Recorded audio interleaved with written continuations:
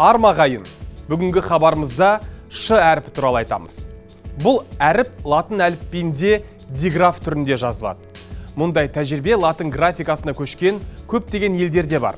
Айталық ағылшын, албан, өзбек тілдерінде бұл диграф Ш және Ч деген дыбысты білдіреді. Сонымен қос әріптен құралған Ш әріпін тәжірибеде қалай қолданамыз? Мысал келтірейік.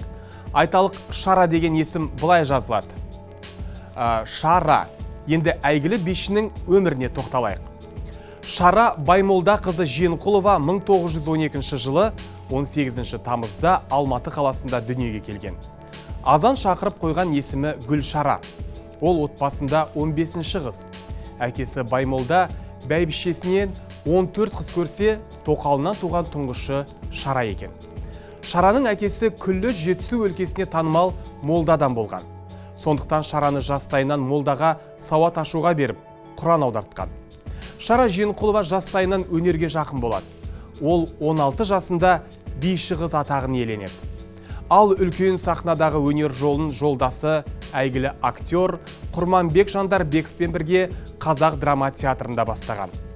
Оның театрдағы алғашқы сомдаған рөлі Бейімбет Майлиннің Майдан пьесасындағы Пүліш бейнесі. Кейін ол Мұхтар Әуезовтың Еңлік кебек пен Қарагөз қойылымдарында басты рөлдерді сомдады.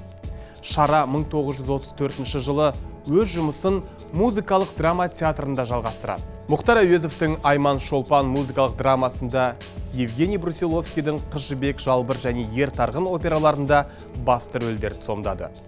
Шара Жиенқұлова 1936 жылы Мәскеуде өткен қазақ әдебиеті мен өнерінің 10 күндігі мәдени шарасына қатысып, өзге халықты ұлттық би өнерімен таң қалдырды.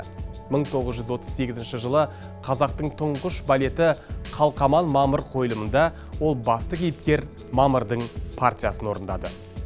Балетмейстер Жуковпен бірлесе отырып, Надировтың Көктем балетін қойды.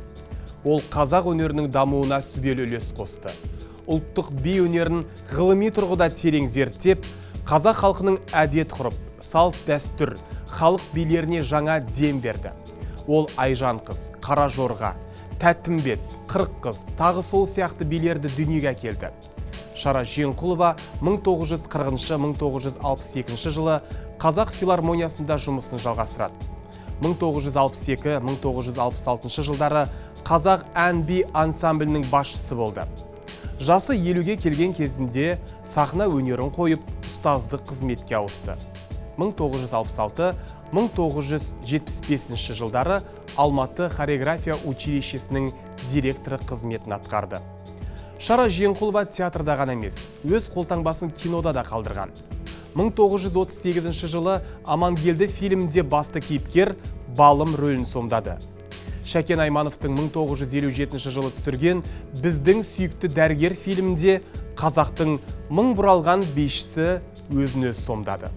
Шара Жиенқұлованың өнерге қосқан өлшеусіз еңбегі бағаланып, Қазақ КСР-ның еңбек сіңірген әртісі, халық әртісі, мемлекеттік сыйлықтың лауреаты атақтарын иеленді. Ленин 2 мәрте еңбек қызыл ту, құрмет белгісі орденмен марапатталды. Кезінде Сәкен Сейфуллин ағамыз Шараның сахнадағы шеберлігіне, оның жалт-жұлт еткен отты жанарының көрермен көңіліне сәуле түсіретін әсеріне таң қалып, Сыр сандық атты өлеңін арнаған. Шара апамыздың батылдығы мен азаматтығы бір төбе. Ол соғыс жылдары оқ пен оттың ортасында жүрген жауынгерлердің рухын көтеру мақсатында майданда аралап өнер көрсетті. Осы сапарынан оралғанда биші бар жиған тергенін отан қорғау қорына өткізіп, қызыл жауынгерлерге танк сыйлаған.